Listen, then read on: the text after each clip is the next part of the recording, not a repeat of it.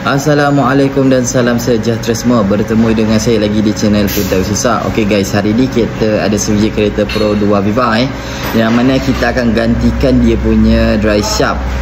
Okey, dry shaft sebelah mana, kiri ke kanan tu tak kisah sebab proses kerja dia sama sahaja. Tapi untuk korang yang mana nak tahu macam mana cara proses dia, korang nak buat sendiri, nak belajar, korang kena stay tune sampai ke penghujung video. Kepada korang yang mana belum subscribe lagi, saya harap korang dapat tekan button subscribe dan juga button lonceng untuk aktifkan notification. Dan kepada korang yang mana telah subscribe, saya ucapkan ribuan terima kasih.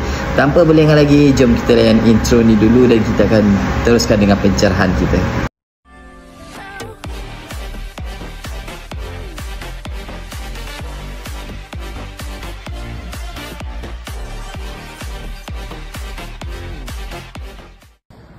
Untuk video kali ini kita ada sebiji kereta Pro 2 Viva yang mana kita gantikan dry shaft. Kita nak ganti dry shaft. Untuk sebelah kanan saya dah buka dah. Sebelah kanan kita dah buka. Ini sekarang sebelah kiri. Sebelah kiri ni saya nak tunjuk kat korang lah macam mana kita gantikan dry shaft ni. Okay, ni benda alam ni dia ada panjang pendek tau. So korang kena kenal pasti dululah sebelah mana yang korang nak ganti, panjang ataupun pendek. Dia berlainan. Yang macam ni sebelah kiri dia pakai yang pendek punya. Okay, so first kalau korang nak ganti dry shaft, standard lah korang kena buka dulu tayar. Okay, nak ganti dia senang je, simple je. Lepas tu bila korang dah buka tayar, korang kena buka nut ni yang besar ni. Ini saya dah longgarkan siap-siap lah sebab nak tunjuk kat korang kan. Okey, korang nampak ni ada lekuk ni kan. Ada berlekuk ni, dia lock. Sebelum ni dia lekuk ni ke dalam, ni lekuk ni dia dah keluar. Saya tunjuk sebab apa. Dia sebagai lock. Sebagai lock dekat bahagian dry shaft ni.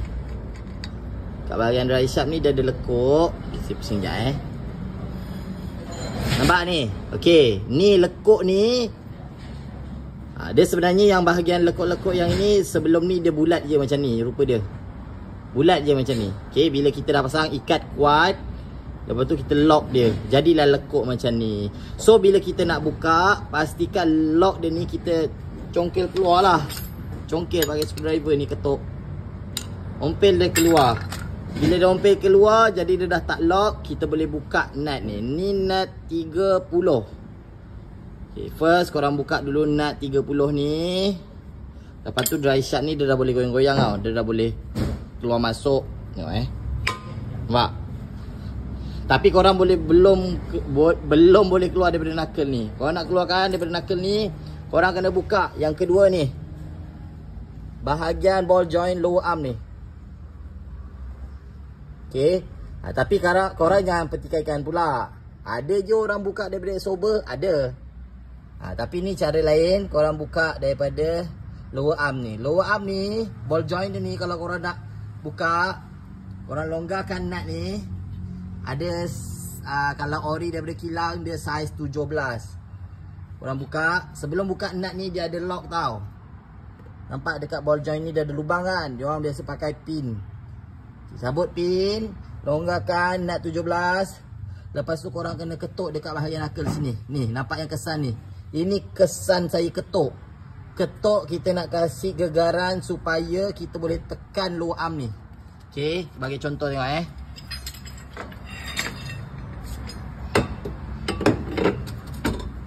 Okay, supaya dia boleh turun ke bawah. Nampak?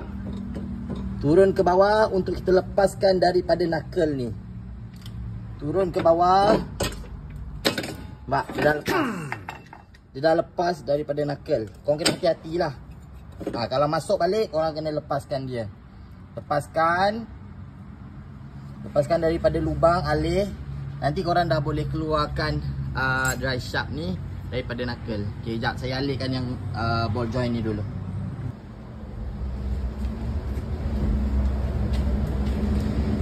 So kita akan congkel, kita akan kiau dia supaya dia lepas daripada knuckle ni. Macam ni nak buat Sekejap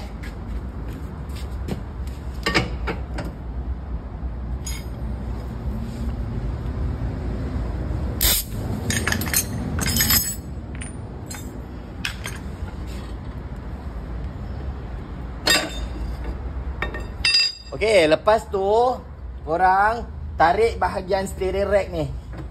Tarik kasih keluar. Kalau kata tak boleh tarik, kadang-kadang korang punya kunci dekat dalam lock tau. Dia punya steering lock. Kalau korang buka lock, kalau korang tak nak tarik daripada tayar, korang boleh pusing daripada steering, pusingkan ke sebelah kanan. Korang buka pusing paling habis lah. Okey, sebelah kanan. So dia akan jadi posisi macam ni. Korang dah boleh tarik belah pump ni. Dalam pada masa yang sama, korang tolak dry shaft ni. Tarik belah dry shaft ni, korang tolak. Okey, nampak? Dah lepas dah dekat bahagian belakang ni, dry shaft ni. Alright, ni untuk dekat bahagian dry shaft luar. Dekat bahagian dalam sana, korang kena congkil. Dekat belah dalam sana dia agak payah sikit lah. Korang kena congkil supaya dry shaft tu dia boleh lepas dia punya pin dia.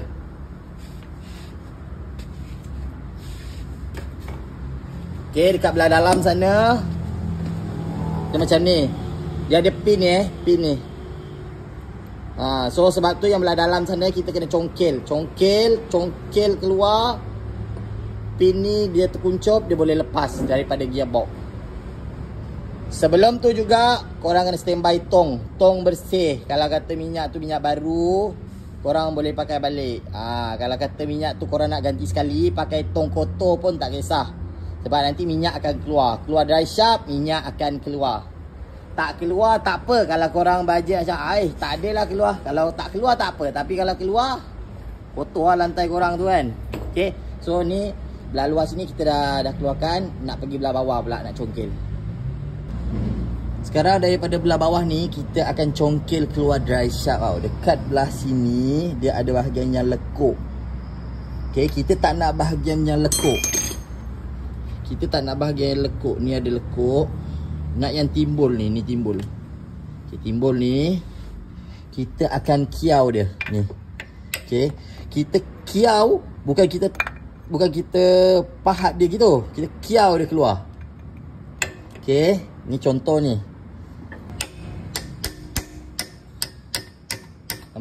Nampak? Dia keluar. Okay, lepas tu kasih keluar. Yang lekuk yang saya cakap ni. Ni lekuk. Kita nak anu yang dekat bahagian timbul ni. Okay, kita kiau dekat sini. Kiau keluarkan dia.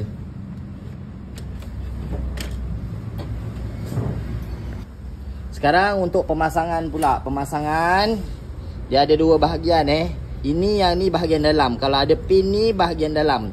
Ini bahagian luar. Bahagian luar tak ada pin. Okay, ini yang belah dalam. Belah dalam ni korang kena masukkan dalam lubang sana tu, dekat gearbox tadi tu. Korang masukkan, lepas tu korang kena ketuk sampai dekat bahagian sini dia rapat. Dekat bahagian sini rapat. Okay, sini rapat. Ini dengan ini korang tak akan nampak. Kalau korang baring kat bawah sana, ini dengan ini korang tak akan nampak. Kat sini dia mesti rapat dengan gearbox. Okay,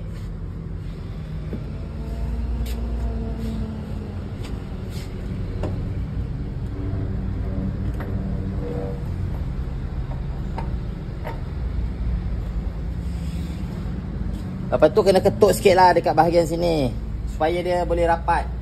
Tapi kena alas nut takut nanti kang benang yang dekat dry shaft ni rosak. So kena alas. Korang kena, macam mana saya nak cakap, kena feel lah benda tu dia, sebab dia bergigi kan. Korang kena feel, pusing rasa macam dia dah ngam. Korang nak ketuk boleh, ataupun korang tolak pun dah boleh. Saya cuba tolak dulu.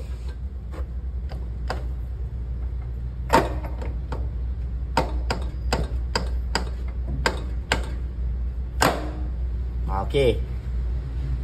Lepas tu korang boleh lah raba. Kalau boleh raba, boleh rasa dia rapat, okey lah. Kalau nak pasti, tengok kat bawah sana. Macam ni saya dah pasti dia rapat. Seterusnya, ini pastikan macam korang buka tu lah. Knuckle ni dalam posisi steering sebelah kanan. Kanan paling keluar. Okey, paling kanan. tarik belah pump. Lepas tu korang dah boleh masukkan dry shaft.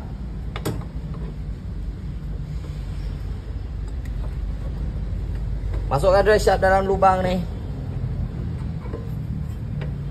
Okay, bila dah masuk dalam lubang, dia akan jadi sengit macam ni kan. Korang kena tolak balik steering dalam posisi tengah-tengah. Bila posisi dah dalam keadaan yang tengah-tengah, korang dah boleh masukkan lower arm kat bawah tu. Kena tekan dia masuk dalam lubang. Macam mana korang buka tadi tu kan. Korang buka nut, tekan ke bawah kan. Ni sekarang nak masukkan benda yang sama juga.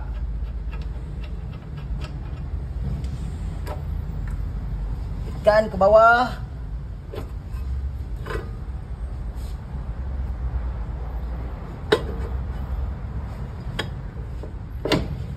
Okey, masuk dah lower arm.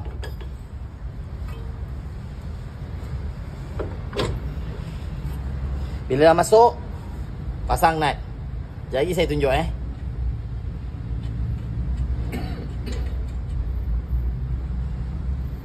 Pasang nut lower arm. Pasang nut dry shaft.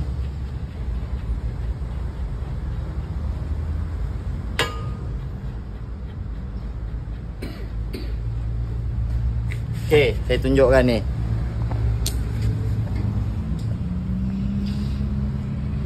Nut lower arm nut dry shaft korang ikat kuat.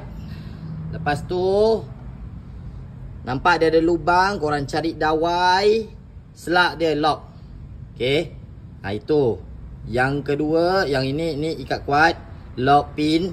Lepas tu untuk lower arm, macam mana nak pusing dia kejap. Okey, lower arm nampak. Masukkan dalam lubang, ikat nut ni kuat. Jadi dekat bahagian sini, yang ini dengan ni kuat, korang dah settle kerja. Okey, untuk yang bahagian bawah tu saya tunjukkan.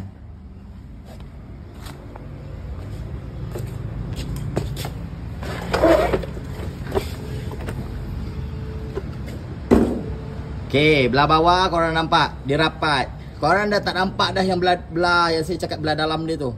Sebab dia duduk dalam gearbox sekarang. Okey, macam ni dah rapat dah.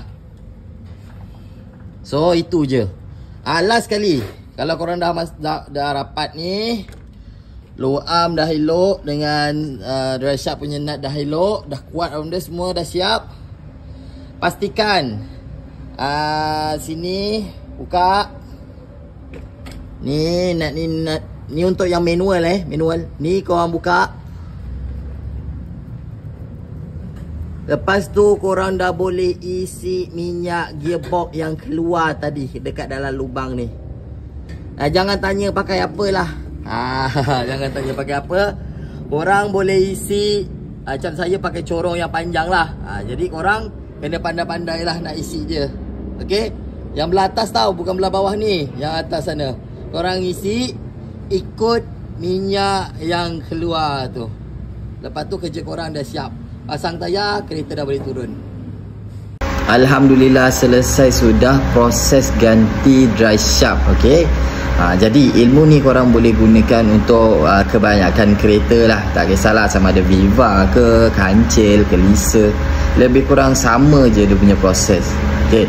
So secara ringkasnya lah, kalau korang yang mana nak ganti dry shaft ni, kebiasaannya kalau untuk saya akan buka ball joint lower arm tu lah. Kita akan buka, kita akan tolak dia, cabut, dan kita buka nut untuk dry shaft. Terus boleh tanggalan. Okay. Tapi korang jangan terkejut, sebab setiap komen dia ada skill masing-masing. Ada sesetengah orang dia akan buka bahagian absorber. So korang jangan terperanjat lah. Kalau yang mana buka bahagian absorber, bahagian screw chamber tu, itu ada juga yang cara macam tu. Okay. So kalau korang ikut cara saya, lah. Kalau korang nak ikut cara komen lain, itu terserah.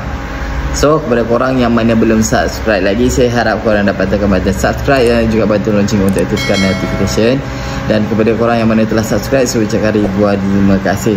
Jangan lupa untuk like, share dan juga komen di ruang bawah. Yang baik datanya daripada Allah, yang buruk datanya daripada diri saya sendiri. Saya mohon maaf jika ada salah dan silap untuk video kali ini. Bertemu dengan saya lagi untuk next video. Assalamualaikum.